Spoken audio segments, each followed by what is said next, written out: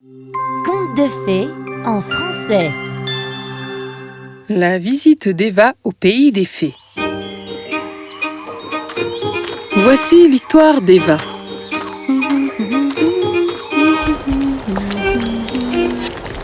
Ah, Seigneur, pas encore ça. J'en ai marre de manger la même chose encore et encore.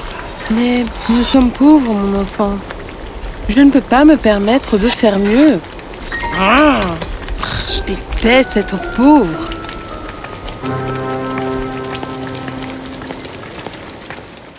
Eva vivait avec sa mère dans une petite ville. Elle se disputait souvent avec sa mère et lui demandait des choses chères que sa mère ne pouvait pas acheter. Eva voulait la richesse et le luxe, mais n'avait jamais voulu travailler pour cela.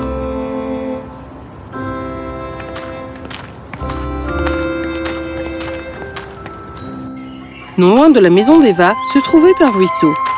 Chaque fois qu'Eva se disputait avec sa mère, elle venait ici et s'asseyait au bord de l'eau. J'ai tellement faim! J'aurais pu au moins manger cette nourriture ennuyeuse avant de me disputer avec maman. Cédant à sa faim, Eva partit à la cueillette de baies dans les épais buissons. Juste au moment où elle cueillait et jetait des baies, Eva entendit quelque chose.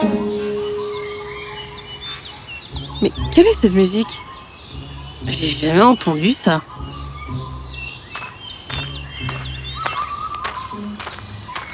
C'était le plus beau bateau qu'Eva ait jamais vu. Waouh!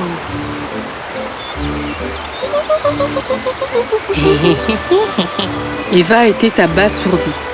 Mais elle s'est soudainement sentie si heureuse. Elle voulait se joindre à la bonne humeur de ses nouveaux êtres. Mais elle avait oublié qu'elle était une énorme personne gigantesque pour cette petite fée. Et dès qu'elle commença à danser... Oh! Tremblement de terre! Sauf qui peut! Oh non! Ce n'est pas un tremblement de terre! C'est un humain! Courez! Retournez vite au bateau!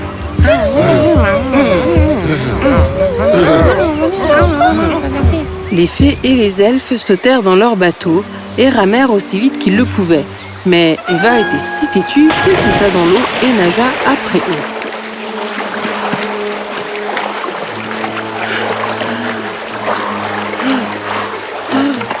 Après au moins 1 heure, Eva réussit finalement à atteindre le rivage d'une terre étrange.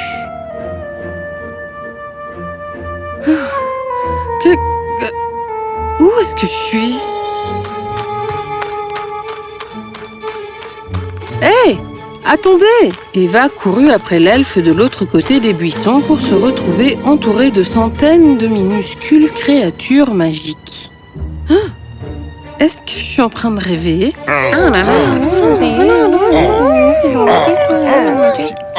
Silence! Enfant, tu dois un humain et tu n'as pas le droit d'être ici. Tu dois être la reine, hein? Si je n'ai pas le droit d'être ici, alors vos fées et vos elfes n'auraient jamais dû mettre le pied sur mon ruisseau. Comment oses-tu parler avec tant d'arrogance avec la reine? Calme-toi, Rosefeuille. Elle doit être confuse. Laisse-moi faire quelque chose à ce sujet. Wow! Eva était maintenant aussi petite que les elfes. Arrêtez de me traiter comme si j'avais l'air étrange. Je ne le suis pas. C'est vous qui l'êtes. Ah! Silence maintenant. Viens avec moi, mon enfant. Quel est ton nom? Alors qu'Eva suivait la reine, elle était encore plus surprise par la beauté de tout ce qui l'entourait. Le plafond était couvert de toutes sortes de fleurs et de fougères. Il y avait des cascades sur les murs, mais elle ne savait pas d'où venait l'eau. C'était de la pure magie. Eva fut conduite vers les coussins les plus moelleux et se vit offrir la boisson la plus rafraîchissante. Petite, pourquoi ne laisserais-tu pas la fée Rosefeuille de te faire visiter notre pays des fées? Peut-être apprendrais-tu un peu de choses. Tu veux dire que je dois travailler? Oh, s'il te plaît. Je ne suis pas d'humeur à quitter ce coussin moelleux. Tu veux dire que tu ne travailles jamais? Pourquoi? C'est le travail de ma mère de me nourrir et de m'apporter tout ce que je veux, après tout. Eva, et si je te laissais rester ici pour toujours après avoir fini la visite? Serais-tu alors intéressée? Ah, Bien sûr. Allons-y.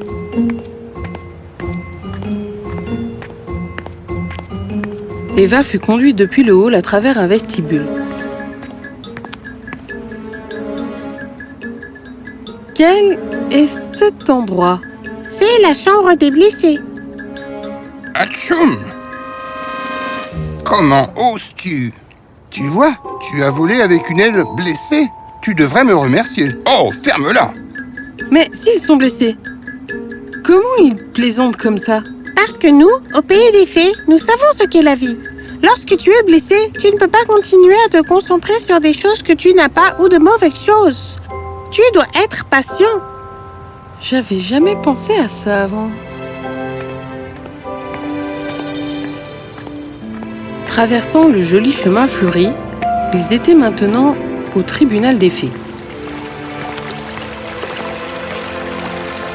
Waouh! Oh! J'ai toujours pensé que les tribunaux faisaient peur, mais c'est super beau. Ce n'est pas un tribunal humain, Eva. Viens t'asseoir à côté de moi.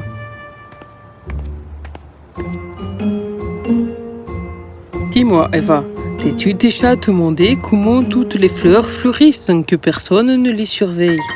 Tu vois, certaines fleurs poussent si loin dans les collines et dans les vallées qu'aucune âme humaine ne peut les atteindre. Alors, nous envoyons des jardiniers pour s'occuper d'elles. Alors, ces fleurs s'épanouissent et elles libèrent leur parfum même quand il n'y a personne pour les complimenter? Absolument! C'est pourquoi elles deviennent grandes et fortes, car il y a une seule mauvaise pensée dans leurs pétales parfumés. Elles déversent chaque jour leur amour sous la forme d'une rose rosée, qui est recueillie par nos fées jardinières et apportée en offrande au tribunal des fées. De cette façon, ces fleurs uniques ne seront jamais oubliées. Alors qu'Eva écoutait avec admiration, une fée entra dans le tribunal avec un air inquiétant sur le visage. Chère reine, mes fleurs sont fières et volontaires. Elles ont dit qu'elles sont les plus belles fleurs de la planète et qu'elles n'ont pas besoin d'envoyer leur rosée et leur parfum pour qui que ce soit. Oh, quelle méchanceté! Elles apprendront leur leçon quand le monde les oubliera. Non, Eva. Il est toujours facile de rester en colère contre ceux qui sont méchants avec nous. Mais ce n'est pas utile. Ces fleurs fières ne doivent pas être oubliées. Même si quelqu'un refuse de faire son devoir, nous ne devons jamais oublier le nôtre.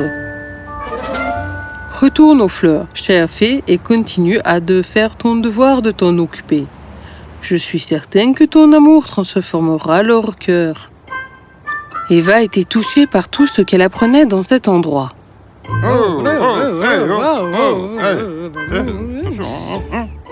Quel est ce bruit?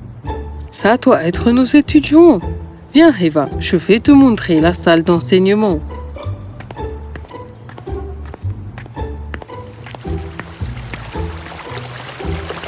Eva vit des groupes de fleurs autour desquels les elfes étaient assis et apprenaient des tas de choses différentes à partir des pétales de fleurs. Qu'est-ce qu'ils apprennent? Oh, ce sont les plantes les plus anciennes. Elles enseignent aux elfes comment prendre soin d'elles. Des choses comme comment les abriter les bourgeons en croissance et qu'on les laisser se préparer au temps. Les plantes leur apprennent-elles comment elles souhaitent qu'on s'occupe d'elles? Oh, bien sûr. Nous seuls savons ce dont nous avons le plus besoin. Alors, il est de notre devoir d'exprimer nos besoins à ceux qui veulent prendre soin de nous. Alors qu'Eva regardait autour d'elle, certains elfes apprenaient à soigner les blessures des insectes grâce aux fées nourricières. Et certains apprenaient attentivement à appeler l'alphabet des fées. Tout ça est si magique, Votre Altesse. J'aimerais tant pouvoir rester ici. Eh bien, tu as tenu ta parole et fini la visite, Eva. Tu as le droit de rester ici. Tu peux passer toute la journée avec des fées et des nains en sirotant ta boisson et en apprenant l'alphabet des fées. J'apprécie énormément votre offre, Votre Altesse. Qu'est-ce qu'il y a, Eva? Votre Altesse, tout ça est si magnifique et magique. Mais plus que cela, il y a de l'amour, et de l'attention, et de l'empathie. C'est ce qui fait de votre monde un endroit magnifique. Mon monde a tout ça aussi. Mais j'étais trop aveugle et trop paresseuse pour le voir. Je ne vois pas à quel point ma mère a été patiente dans des moments si difficiles. Et elle n'a jamais manqué de faire son devoir envers moi, même si je ne lui ai jamais en été reconnaissante. Et comment elle connaissait mes besoins exacts sans que je les connaisse moi-même. Il n'y a peut-être pas d'elfes et de fées dans mon monde, mais c'est l'amour de nos proches qui rend notre monde magique. Mon monde a toujours eu de la magie, Votre Altesse, mais je n'ai tout simplement pas réussi à le voir. Je n'oublierai jamais ma visite dans ce pays des fées, Votre Altesse. Mais je dois retourner auprès de ma mère et de mon monde magique. La reine et Rosefeuille furent touchées par les paroles d'Eva. La reine aimait tellement Eva qu'elle lui donna une cloche magique pour appeler les fées et la ramener au pays des fées quand elle le désirait.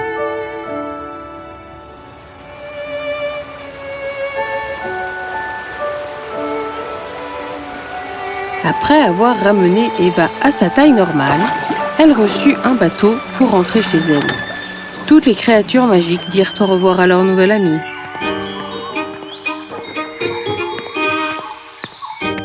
De retour à la maison, Eva serra sa mère dans ses bras de toutes ses forces. Sa mère fut surprise de voir à quel point Eva était soudainement devenue déterminée. Elle aida sa mère dans toutes ses tâches et vécut dans son monde magique pour toujours.